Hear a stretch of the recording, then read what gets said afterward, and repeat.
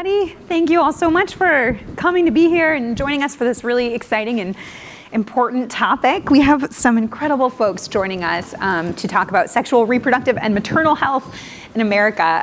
To my left is Dr. Michael Liu, the Dean of the UC Berkeley School of Public Health, and you were formerly Director of the Maternal and Child Health Bureau at HHS. So a lot of different perspectives to share with us. Christy Turlington Burns is the founder of Every Mother Counts, and she's produced 5 films on pregnancy and childbirth and has another one coming out on Native mothers pretty soon.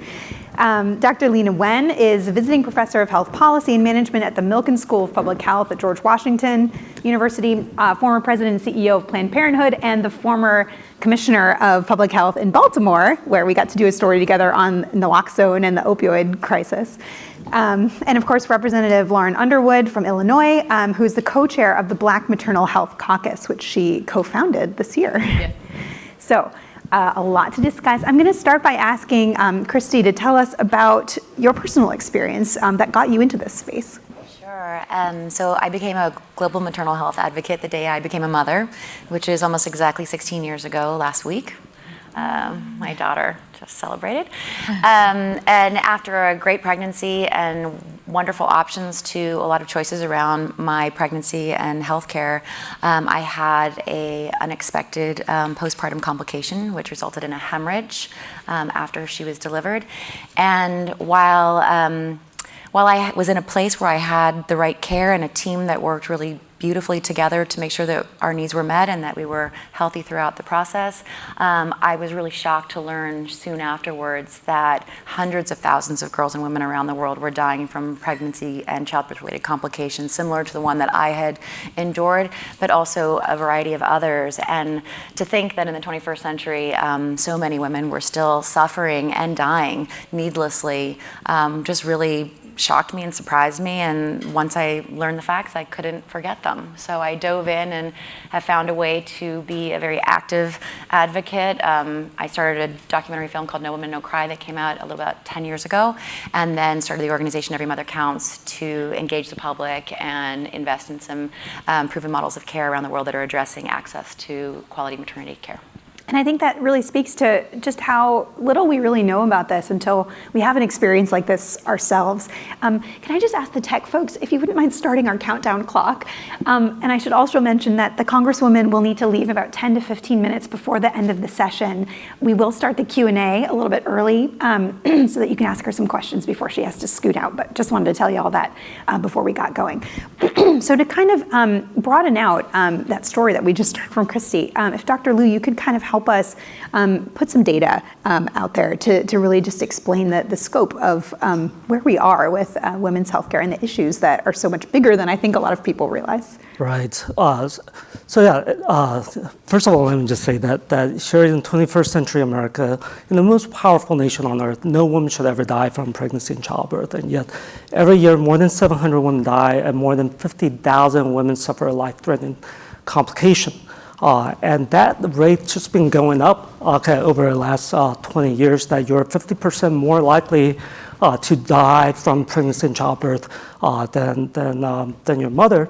And I think what's most kind of distressing is the persisting racial, ethnic, socioeconomic, geographic disparities in pregnancy mortality, such that an African American woman today is still more than 3 times as likely to die from pregnancy and childbirth as a non-Hispanic white woman. Mm-hmm. The stats are just astounding. And I wonder if, Congresswoman, you could kind of talk about why you founded the caucus this year, and so what goes into the work that you guys are doing. Sure. So we knew that Black women are 3 to 4 times more likely to die as a result of childbirth, even when you control for factors like whether or not you had health care, prenatal care, whether or not you delivered in the hospital, your education status, your income, whether or not you had health insurance, right? It's just stagnant. It's been that way for the last 30 plus years, my entire lifetime.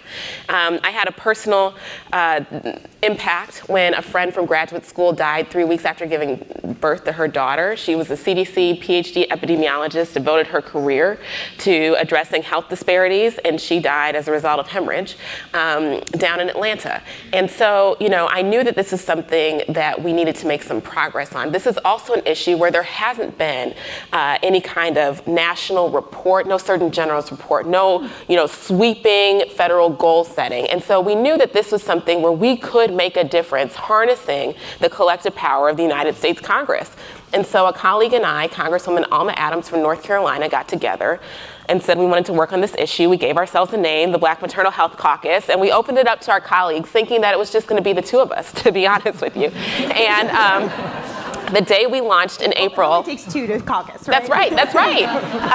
And in April this year, we launched with 50 members, including 3 Republicans. This is a bipartisan caucus. We had the House Majority Leader stand with us. We are now up to 86 members. We have had some real legislative wins already in the first 6 months, including in the appropriations process out of the Labor, Health and Human Services House bill. We have new money to tackle maternal mortality. We have a suite of legislation that's already been introduced talking about extending Medicaid to 12 months postpartum for all women, including perinatal workforce issues, making sure that our data pipelines are more robust, and tracking, making sure that the morbidity and mortality review committees, which got a big win at the end of 2018 with Congresswoman Herrera Butler's legislation, that there's some real, I think, robust standards and funding available to ensure that each state is implementing those committees as intended. And then now we're starting to tackle some gaps, right? So looking at bias, looking at telehealth and telemedicine. We know that there's a lot of stakeholders outside of government who want to partner with us, whether it's private industry. Even places like Uber and Lyft have reached out, and they want to be involved in transporting women to their healthcare services. Every single insurance company, right? Because they are touching so many of the women who are delivering. There's a role for everyone to play. We've also heard from the Surgeon General. Trump's Health and Human Services Secretary Azar, wants to work together, right? So this is an opportunity to make real change in a space that had been overlooked for so long. And I'm really excited about what lies ahead.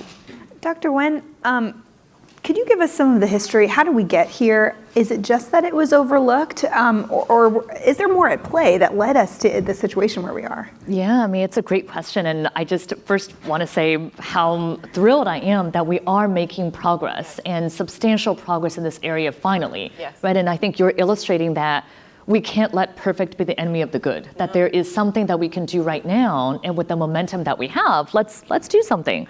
I do think it needs to be said that there's something specific about women's health. I mean, we don't have a conversation about men's health being a state of emergency or men's health being politicized. But there is something about women's health that over time somehow has become politicized, stigmatized, siloed, and attacked, and basically treated differently than other aspects of healthcare. And it's women's health, but more specifically, women's sexual and reproductive health, which cannot be separated from the rest of healthcare. I mean, I know this as a physician, right? You don't separate a part of your body from everything else. But also that has a lot to do with how we got to where we are, with the maternal health issues as they are in this country, with the vast disparities. And I think there's a lot that we can do to look for points of agreement, which is also why I'm so glad that we're having this conversation here at the Milken Institute at the summit today, that there's a lot, I think different sides may disagree on some issues, but I hope that we can come together on certain other issues that will get us to a better place. For example, can we agree that maternal mortality is unacceptably high, to Michael's point, that this should not be occurring in this country right now? Can we agree on that? And then can we also agree that it's important for us to care for women throughout their lives, before, during, and after pregnancy, and that reproductive health care is a critical part of healthcare? And then the third is, can we agree on prevention? That prevention is the best medicine. And can we focus on policies that get us there? And perhaps by looking at this from a holistic lens, maybe that's how we'll get to a place where we're no longer discussing women's healthcare differently than any other aspect of healthcare.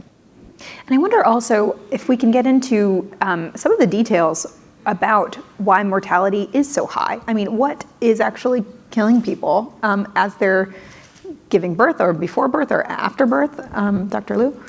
Sure. No, I think just kind of looking at it clinically, we know some of the leading causes of maternal deaths include cardiovascular diseases, as well as like the classic HIT triad, which is hemorrhage, infection, and what we call toxemia. Used to call toxemia, but now called preeclampsia. These usually account for about half to 3/4 of all maternal deaths in this country. Now, certainly, these are the kind of what drives the final outcomes. But then there are all kind of these other kind of important social factors, including kind of access to healthcare, not only during pregnancy, but before, between pregnancy and across the life course, that may be kind of driving these tragic outcomes. So there's a lot obviously contributing to this. And I think, Christy, some of the things that you've explored in your films are a number of things. One is that I think you've made the point that women aren't listened to. And you've also made the point that we need to start earlier when we think about this kind of care for women younger. Maybe you can go into those details. Yeah, we've done a lot of, we've participated in a lot of research asking women what they want globally and nationally, as well as just like there's a series called, or there's a report called Listening to Mothers. And more we're hearing women say, I knew something was wrong, I said something, and I wasn't listened to, I wasn't heard. And to have a woman die because of that, or while she knows something is wrong, is wrong. One of the other issues that I think we haven't mentioned, in addition to implicit bias and racism, which is very much what is rising to the surface in terms of these conversations from women, is over-medicalization, right? We have a scenario here where it's too much too soon and too little too late. So we have more interventions before they're actually necessary. When a woman has a C-section that is not an absolutely necessary C-section, she is set up for subsequent C-sections, and that is leading to placenta accretas, which is now, you're hearing more and more about accretas today than ever before. In which case, there's only so many providers that are trained to address accretas. So access to the right level of facility is also a really important aspect of this issue as we start to raise awareness about what the causes are and who's most impacted or affected. In terms of the implicit bias and the racism, with the Black Maternal Health Caucus, what you said at the beginning was just so amazing. There's so much you're doing already. How do you address the racism issue in the medical infrastructure? I mean, that's a huge problem. Sure. So, there is an opportunity because the federal government is paying for something like 50 to 60% of African American births in this country. And so we can put some sweeteners and incentives around that care and that delivery. And so getting to the implicit bias, I mean, if we want hospitals to be accredited to receive payments from Medicare and Medicaid, we can put some requirements around the training of their providers around implicit bias. We also are involved at the federal level with training and paying for the training of pretty much every single physician in this country and offering resources to many of the other providers, right? The schools of nursing, some of the classic midwifery programs. We're exploring avenues to support doula care and the like. And so we have the levers to help adjust curricula and make sure that it's inclusive so that every provider who's taking care of a woman is doing so in a way that centers that woman and her family, and that provider is not walking in with any kind of preconditions, certainly biases, but then also actual racism. And a lot of people, I think, are uncomfortable with the idea that racism exists at a level that is so pervasive that in 2019 it is still killing women. And I think that we need to become more comfortable in centering the dialogue around using those words, because those words have meaning and it's really happening. How effective is that kind of training in medical school? And I'll open this up to everybody to actually addressing that kind of racism. Can you actually reverse that kind of thinking and just that ingrained perspective. I mean, I think definitely. I think a lot of that training is modeled in settings, and when you have providers who are mindful about respectful care and have that knowledge and have that understanding, and the people around them observe and follow suit, it's incredibly powerful. The films that we've created, the Giving Birth in America series, we're hoping to create curriculum around those as well, because we've found that when you show a film that involves community-based doulas as the centerpiece of the solution in a community, and obstetricians are watching that film, they're seeing a different kind of impact and seeing themselves as team players, really. Because at the end of the day, the people who take care of women's health all should have the same goal in mind, right? Healthy woman, healthy mother, healthy child, healthy family. Like, that's the ripple effect of a healthy woman. And so if we can agree that that's what we want as the outcome, we will do anything it takes to get her there. And if that means incorporating implicit bias training, that's the first step that we should be doing, and it should be at every level of education in the health system. And also recognizing that it's not just providers, right? Providers practice in a healthcare system that practice in communities that are grappling with these issues every day. And we see those on the front page of the news throughout the course of our weeks and lives. But we sometimes think that as soon as you walk into a hospital or a clinic, that somehow they're isolated, these pure, clean places that aren't part of those larger communities, right? So in the same way, the United States is still grappling with the lingering impacts of race and what that means in terms of our society and equality and justice. Our healthcare system is going through those same challenges. Mm-hmm. Dr. Wen, I want to ask you about what you're saying about polarization and the points of similarities that everybody shares, and where you think, or how you think the countries can do on that. You wrote an op-ed in the New York Times after you left Planned Parenthood, essentially saying that was your view, but Planned Parenthood perhaps didn't necessarily share that view. Do you think we're at a time politically where it's possible to do what you're saying, which I think makes a lot of sense to a lot of people?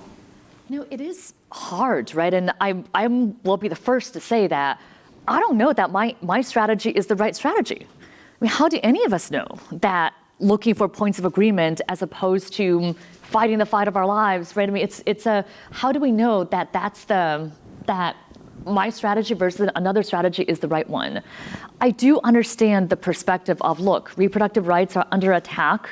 Roe could be overturned, and if Roe is overturned, then 1 in 4 women in this country could be living in areas where abortion is outlawed. And we could go back to the time of back alley abortions, which, as an emergency physician, I've had mentors who told me about what it was like to work in the 1960s, when they had entire wards of a hospital filled with young women who were dying of kidney failure and multi-organ failure and sepsis because of this. I mean, I think it needs to be said that we do have a crisis on our hands, and I could see the perspective of let's double down on that fight because those rights are at stake.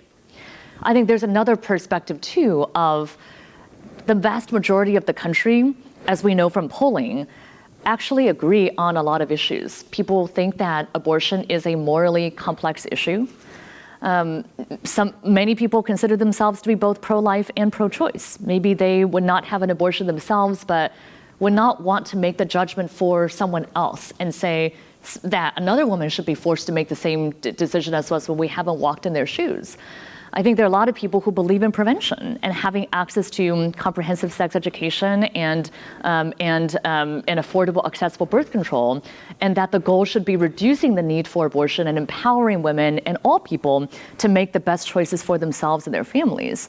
So, I come from that viewpoint of, I think there is the majority that we can really capture and say, how do we make progress together? My mentor and hero, Congressman Elijah Cummings, passed away recently, and he always talked about how he is a uniter, a bridge builder, and always aimed for not only common ground, but higher ground. And that the work that we have is not about what we're fighting about, but who we're fighting for. And I think in this case, for me, it's so personal. As a woman, as a mother, I have a 2-year-old and I'm expecting my second in several months. But it's also very personal to me as a physician, serving my patients. And I can picture, you had a previous question that I also wanted to address briefly about what is causing the deaths, right? About a third of deaths during pregnancy actually occurred during labor and delivery. 2/3 occur at other points, including postnatally. And I had a patient, I remember very clearly, who came in weeks after delivery who was wheezing and just wasn't, people thought that she had asthma, but actually she had congestive heart failure. And why did she have congestive heart failure? She had long-standing, undiagnosed, untreated high blood pressure that was exacerbated during pregnancy, which is a stress state physiologically on the body. And what was happening before that? Well, she didn't have health insurance. She couldn't get diagnosis and treatment earlier. When we look at the state of emergency for pregnant women, actually pregnant women can be seen as a canary in a coal mine. Because it's not just that pregnant women are unhealthy, it's that women are unhealthy. And what we need to be focusing on, and I think what my North Star is, and has always been, is addressing the needs of my patients, and women and children and families. As we think about the political situation right now, I wonder if, Congresswoman, you could speak to your experience working in Congress and with the caucus.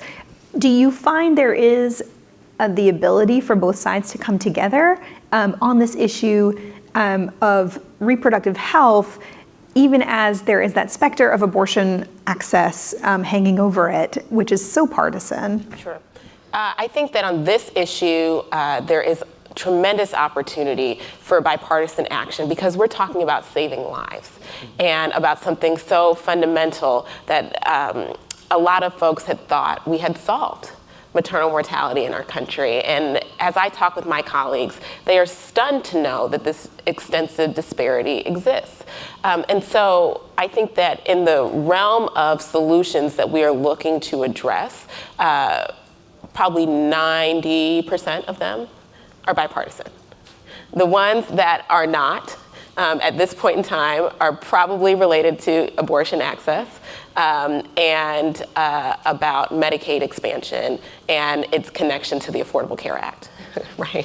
The Affordable Care Act remains sort of this interesting issue in Congress right now that I think people have accepted because it's politically popular among their constituents, but as we think about making adjustments, that becomes a little bit politically toxic for certain folks depending on where they're from and the types of communities that they represent.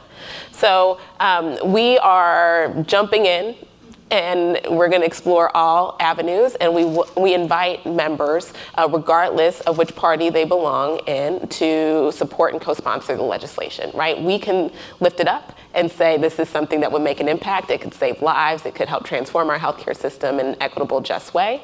And members have the decision about whether or not they want to personally support it. And how does that affect the ability to get funding? It seems like there's all these lines connecting things to politically toxic or complicated areas, whereas if you were able to just say, this is for women's reproductive health, to keep women alive through childbirth, people would agree that they should be contributing to it. But when it's in this complicated situation, does that make funding very difficult? Well, I think that the funding conversation is one that's challenging. I think there's like two parts. One is in this Trump era, right, where having avoiding government shutdowns is just a challenge right now for us, right? The House passed the Labor, Health, and Human Services Appropriation Bill. The Senate has not moved it. I think that they're trying to save that one towards the end, along with the Homeland Security and border wall funding, because that is something that they perceive, they being the Senate Republicans, perceive as like too hot to handle right now. And that's too bad, because they could be the leaders here and create an opportunity for tremendous change. But I want to be specific about what we included in our bill, which I'm so excited about. We have $50 million in new funding to initiate research on maternal mortality and disparities in maternal mortality. $50 million for the first time. And that's gotten no coverage. And that should not be partisan. right? Because that's needed. But we know that we can do more, we should do more, and we will. But this is just like that first step. So the second thing I'll say is this. We do not have people advocating around this issue in mass the way that so many others do. And so this is an opportunity where, regardless of partisanship, everybody represents moms. Everybody represents women. And, we're not hearing from our constituents as much about the concerns around these deaths and preventable deaths and the need for continued resources and funding. And I think we have heard, over the last few years, you hear about different people's experiences, Serena Williams, other folks coming out and talking about postpartum depression.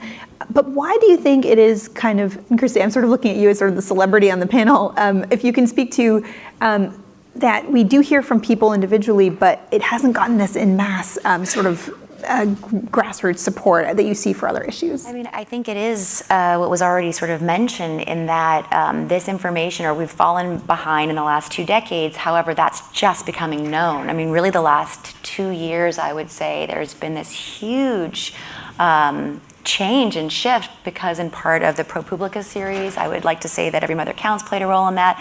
Others who have had personal stories or lost members of their families who have started to have a voice.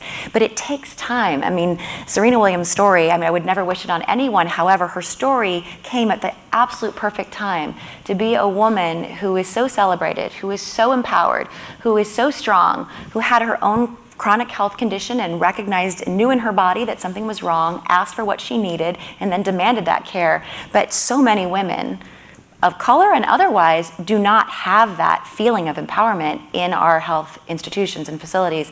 And so, honestly, I think it's really helped to elevate. And then the political will from the Black Women's Caucus, that has been tremendous. And just Black Women's Maternal Health Week, which launched 2 years ago. Black Moms Matter Alliance. There has been this increase almost overnight in terms of historical significance in history. It's happening. It is going to continue to happen. Michael and I were talking backstage that this is a moment that we all recognize for people who have been working in this for decades and people who are newer to it. It is a moment in time, and I think for now we just have to all come together and really build and continue the momentum. What new tools are there, Michael, that you could talk about in terms of technology that could help make this situation better? Well, before I talk about technology, I do want to call attention to the quality and safety of maternity care, because I think we know enough today to prevent at least half of all maternal deaths, which are completely preventable if we have better quality and safety maternity care. And this is kind of where move ahead, go back to the basics. Yeah, go back to the basics. Yeah, let's do what we know we're supposed to do, and this is where the safety bundles come in. These are basically best practices, protocols, drills, simulations, everything that you need to have in order to provide safe care to mothers during pregnancy. In my 20 years of practice as an obstetrician, I've seen good practices, I've seen poor practices. I've been scrubbed in cases of massive obstetrical hemorrhage early in my career, where the whole team's freaking out and attending is just yelling at everybody, and instruments get thrown and lap sponges get lost, and everyone's flailing around, and in the meantime the woman just keep bleeding, so much so that her body starts chewing up all the clotting factors and stuff, so she just cannot stop bleeding, right? But I've also scrubbed in on cases where everybody knows exactly what they're supposed to be doing, right? Someone's calling out the time, someone's counting instruments, someone's getting blood products from the blood bank, and you can reduce so much morbidity if you know what you're doing. But you wouldn't know how to do that if the first time you're doing it is when it's actually happening. And that's where protocols, checklists, drills, simulations, etc., all of those are so important to do. So back in 2005, I joined a network of doctors, nurses, public health professionals in California. We developed these early prototypes of what we call safety bundles, and then we took it around the state. We did in-service training for labor and delivery staff. We did grand rounds. We engaged hospital CEOs in these quality improvement initiatives, and then we watched the needle move in real time. So up until about 2006, California's maternal mortality just kept going up with the rest of the nation. With implementation of these safety bundles, California's maternal mortality decreased by about 60% in 6 years between 2006 and 2012. And that's why we know that there's something we can actually do today that would save a lot of lives. And so when I became the director of the Maternal and Child Bureau in 2012, I wanted to just scale up California's experience. So we launched the initiative called Alliance for Innovation in Maternal Health, kind of working with ACOG and about 20 different national public and private partners. And now we've got these safety bundles into more than 1,000 hospitals across kind of over 20 states, with the idea that if we can get these safety bundles into every single hospital in the next few years, we can reduce maternal mortality by half in the next few years. So there's something that we really could do today.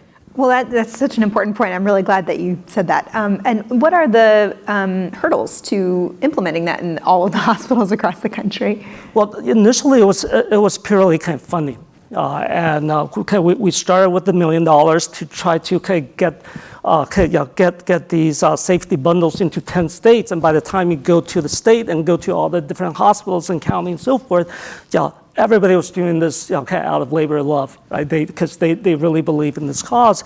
And again, this is where I just appreciate so much champions out there to really create that political will. And this is kind of really that window of opportunity that we haven't seen in decades. If we don't get this done in this country, that's on all of us. Right, and so again, just appreciate your leadership in Congress, Congressman Underwood, and appreciate all the star power that Christy, you've been bringing to this. And I agree. We've known. I think I read my first paper on maternal mortality, the crisis of maternal mortality in America when I was in medical school. We've been trying to do this for decades now, and we tracked unequal treatment in healthcare settings for over 2 decades, but it took someone like Serena Williams to finally call public attention to it. I want to open up the technology and the new tools and sort of the futuristic question to everybody in the panel. And while we answer that question, I want everybody to be thinking about any questions you might have, particularly for the Congresswoman who will have to pop out in a few minutes.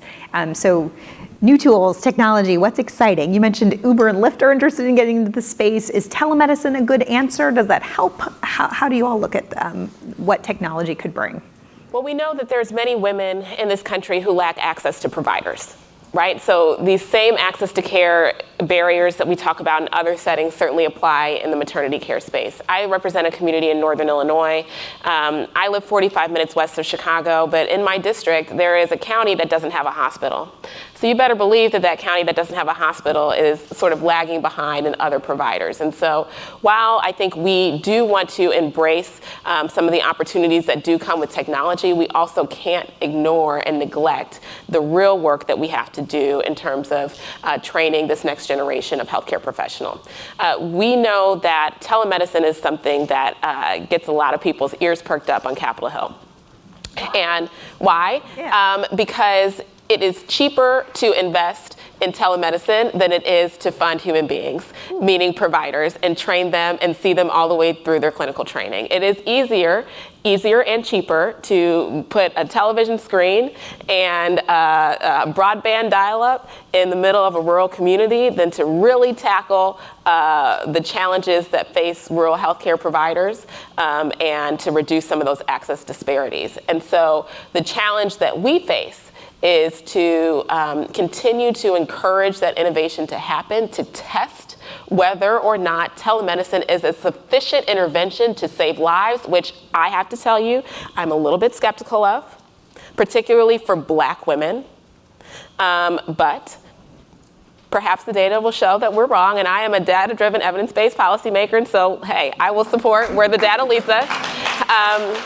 And we know that there are, outside of telemedicine, like apps, really exciting things that help that mother or pregnant woman be able to track, take ownership, troubleshoot, and gives her some resources right on her phone.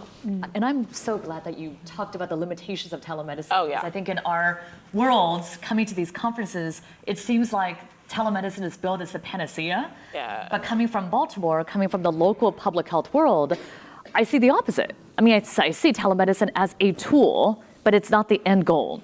And actually that there is so much of the face-to-face interaction that's critical. I mean, there's a lot that we can actually be doing now. So, for example, integrating reproductive health care and primary care.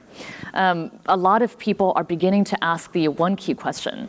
Primary care doctors and primary care providers are asking the question of women of reproductive age, are you planning to be pregnant in the next year? Just one question. And if the answer is yes, if the answer is no, then it could be a conversation about contraception and what are you using, what else can we offer? If the answer is yes, that could be an ideal time for screening for mental health issues, for addiction, for blood pressure and diabetes and other things that could become real complications that then lead to maternal mortality and ill health. I mean, that's a very simple, low-tech innovation. But having the trusted messenger to do that, having people trained and having access to it, and I think also not just seeing reproductive health care as something separate, but having primary care doctors and providers able to do reproductive care, and at the same time, having reproductive providers also being able to treat other primary care concerns. I mean, this does not require high-tech innovation, but I think is key to bridging that access gap too. Yeah, I'm going to caveat my response by saying, I don't believe technology is the answer, but certainly I believe technology can help. So for example, if you just kind of take prenatal care today, right? It's not all that different from how I was trained like 30 years ago. Some softwares have changed, but the hardware, how we actually deliver prenatal care, is still kind of very much the same, right? And it's still centered around the clinic visit, which is kind of recommended up to like 15 visits for the kind of average American women, which for low-income women, that means that they have to take time off from work, often and pay, take several buses, go to the waiting room, wait for an hour or two for that 5 to 10 minute visit, during which you get a spot blood pressure check, a spot urine dip, a quick listen to a baby's heart tone, a quick measurement of the baby's fundal height, and then just this hurried conversation with the provider who neither has the time nor the training to talk about self-care, let alone all the like really important things like environmental and occupational exposures, right? So what if we were able to like bring prenatal care to the 21st century, with wearables and sensors and lab on the chip, instead of like the woman going to prenatal care, can we bring prenatal care to the woman? And can we be collecting high quality continuous data on things that are actually not just gadgety and glitzy, but on things that are actually truly important, like nutrition and physical activities, like stress and sleep, like environmental and occupational exposures.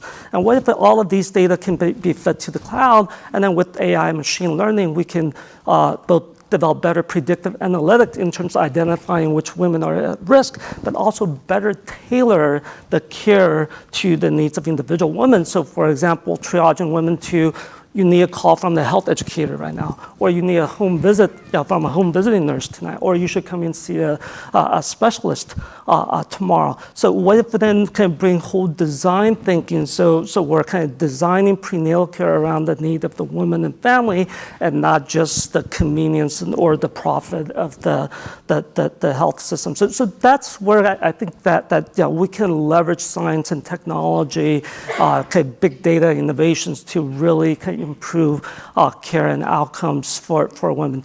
That said, just a couple quick caveats.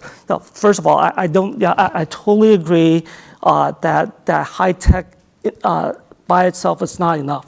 You really need to marry high tech with high touch, but sometimes that high tech actually affords you the opportunity for a high touch in things that actually truly matter. birth education classes, group prenatal care, individual counseling, and so forth, right? You kind of free up resources for you to be doing kind of things that were high touch is actually kind of really important. And the second thing I always kind of worry about these technological advances is that they don't always guarantee equity. Right? In fact, some of these technological advances can actually widen disparities if there's differential access. So our job is to make sure that as we push for technological advances, to make sure that they are put to use to advance health equity and not widen health disparities. Just to add to that, I think the implicit bias training has to go into the design of any of these devices, and I don't think that that's happening at the level it should be yet. And what you were talking about in terms of personal care and as you're going through pregnancy, even just the nutrition and the sleep and the stress and all of that. I had a baby 10 months ago, and I will say, as an extremely privileged person who was in a New York City medical system, I haven't felt like I was part of a factory. I mean, I would go into the labor and delivery or the place where I would get the imaging, and honestly, I was like one of like 20 people sitting in a chair, and the doctor would speak to me for about 5 seconds afterwards and be like, "All looks good." I'm like, "But wait, can you tell me a little bit more? Is it actually, you know?" And they didn't have time, and I barely knew this doctor, and I knew my own OBGYN, but not the person who was telling me that, you know, my son had something going on or whatever it was. And so if there could be something that would improve that, I think a lot of people would really appreciate it. Questions from the audience? Do I have, oh, hello, over here. Sorry, it's hard to see, so stick your hands up and wave if we don't get you. So I just wanted to elaborate or provide my real-life example for the training issue that the Congresswoman spoke about. So I'm a clinical psychologist, and in my class, there were 4 people accepted for 300 slots. So we have definitely a pipeline issue, and that there needs to be more funding for these programs that are focused on mental health professionals.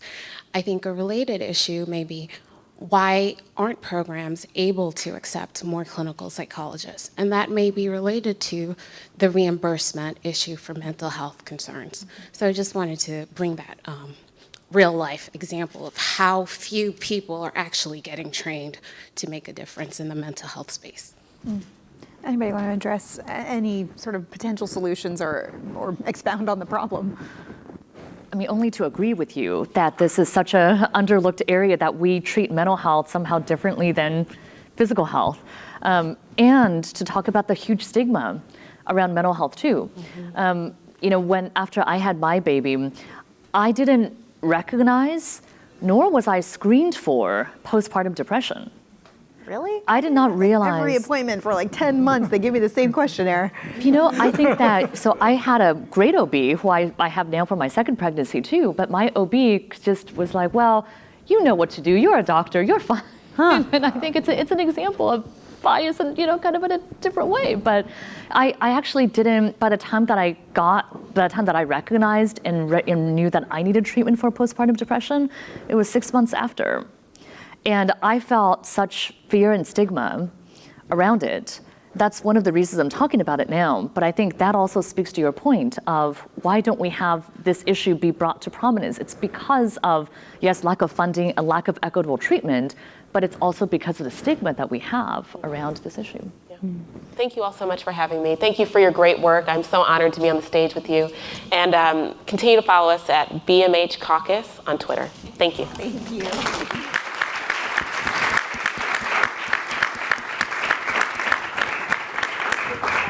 Pediatricians at the moment are doing a lot more of the checking in with moms about postpartum depression. And I mean, it's good because women are incentivized to bring their kids in more so than getting the care themselves sometimes. But it's not enough. The pediatricians and OBs should be working together more closely to be able to, again, share that data and share the information that they're learning on those visits. I think it's really a kind of big systems kind of design issue. Yeah, I just kind of remember to think back to my own practice where I was scheduled for prenatal visits about 15 minutes for every woman, but the day of, they kind of often you get the add-ons and so forth. So now you have 7.5 minutes, for each woman, and you're trying to do everything you can, during those 7.5 minutes, and trying to be mindful and everything. And if you screen postpartum depression, now you're stuck, right? Now you got to do all the counseling and so forth, and you're like trying to get her connected with a psychiatrist or psychologist. And the earliest appointment that you can get is in 3 weeks, and then you've got to figure out kind of what to do in the meantime to support her and so forth. So the system just kind of isn't currently designed in such a way to really support the needs of women and families. And so that's where I think kind of really thinking in terms of a fundamental transformation of our health systems in such a way that you create teamwork, not just kind of with the obstetricians, but with nutritionists, with mental health care providers, with doulas and midwives, with home visitors, with health educators, and so forth. That's the kind of system that we need to be kind of moving into if we want to provide the kind of comprehensive, holistic care that I think every woman deserves. Other questions? I'm trying to see if oh, okay. Hello. Hi, I wanted to ask a question about postpartum care. I was really surprised when I had my child last year that my doctor sent me home from the hospital and said, I'll see you in 6 weeks. Meanwhile, my son was going about every 2 days to have care, and 6 weeks was plenty of time for me to develop complications and end up in the hospital, which could have been avoided, I think, had I seen a medical professional. And I just wondered if there's any change coming in that standard of care practice where a woman might be sent back to her doctor a week or 2 weeks after childbirth, if we're moving in that direction to hopefully catch some of these problems before they become bigger problems. Yeah, so the 6-week postpartum visit actually came from a long-held tradition for women to come back because it's thought that the uterus completely involutes at 6 weeks postpartum. But obviously, a woman's a lot more than just her uterus, and that's why that visit just so outdated and archaic that finally, I think last year the American College of Obstetricians and Gynecologists put forward a new guidance in terms of postpartum care that does kind of recommend immediate follow-up within the first week to make sure that there is appropriate follow-up. It's still very much kind of clinically driven. A lot of things are still very kind of focused on checking blood pressures and everything, which I think address only part of the problem. But if we want to kind of be kind of dealing with kind of all the issues that a new mom has to deal with, which also includes not just mental and behavioral kind of health issues, but stress and sleep and nutrition and kind of all those things, we really have to kind of continue to broaden and enrich what we put into that postpartum care. But that's also where the current policy and financing doesn't support that at all, because it's all part of the global payment. And so providers have very little incentives and a lot of disincentives to do more during that visit. And so this is where what Congresswoman Underwood was kind of championing in terms of extending Medicaid coverage for up to a year postpartum. That's really an important move in the right direction to providing better postpartum care. Because currently they get cut off. A lot of women get cut off at 60 days.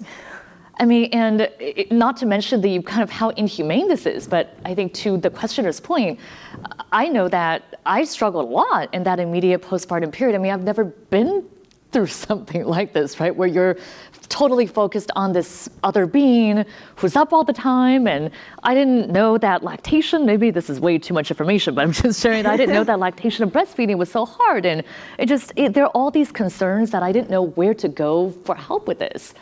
And I'm a person of extreme privilege, and I'm a physician, and I have great health insurance, and I have a partner who's very supportive. And I just think about what other societal supports we can also build in. Yes, supports within the healthcare system and more frequent postpartum visits, but how great would it be? I mean, I went to visit a health center, actually a Planned Parenthood health center in California, where they care for people newborn to 100 plus.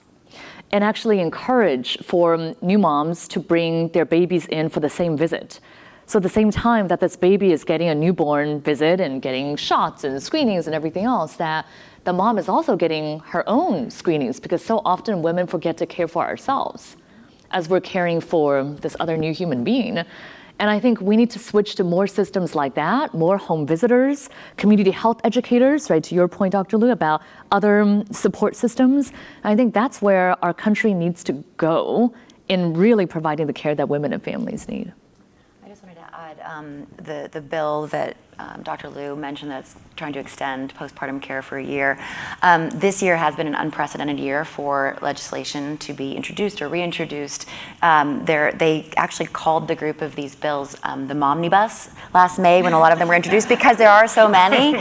And collectively, they really do provide the range of comprehensive health care that women need through this period of their lives. But they all take on a different sliver and slice. So collectively calling them the Momnibus and hopefully passing that through this year or in as soon as possible would be a huge step in the right direction. We had 2 pieces of legislation that passed at the end of 2018 that have been really helpful, bills that have been worked on and we've campaigned for over a decade.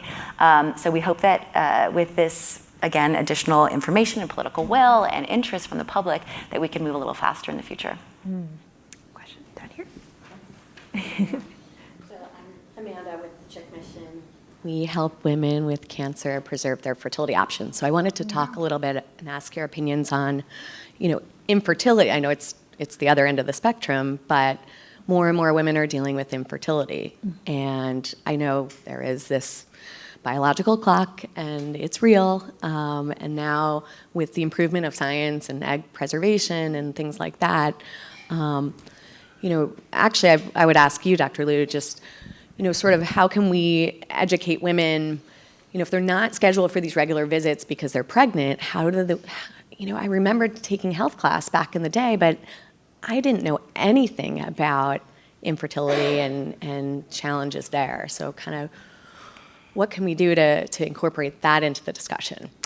Yeah, I think it goes back to what kind of Dr. Wen was saying in terms of having these like comprehensive, holistic kind of reproductive health services across the life course that really kind of start pretty early on. In terms of educating girls and women about their reproductive planning. When do they want to have a baby, whether they want to have a baby, and I think those things are currently done very poorly right now. So this is also assuring access to comprehensive health services across the life course. I think can be critically important, and that would include counseling about fertility and reproductive life planning. Any other questions? Yep. My name's Mika Standard. I'm with Children's National Hospital, and we are #1 in neonatal care. And one of the things that we are focusing on is maternal stress, in particular on the impact on the fetal brain, and then also after discharge, the impact of stress on kids and how babies thrive. And I'm just wondering, from that perspective, how are you partnering with pediatricians to ensure that both mom and baby are thriving under these intense conditions of, obviously, NICU, but then it's also stress just being a mom. But what are you doing to partner with pediatricians as well? Or what do you observe happening?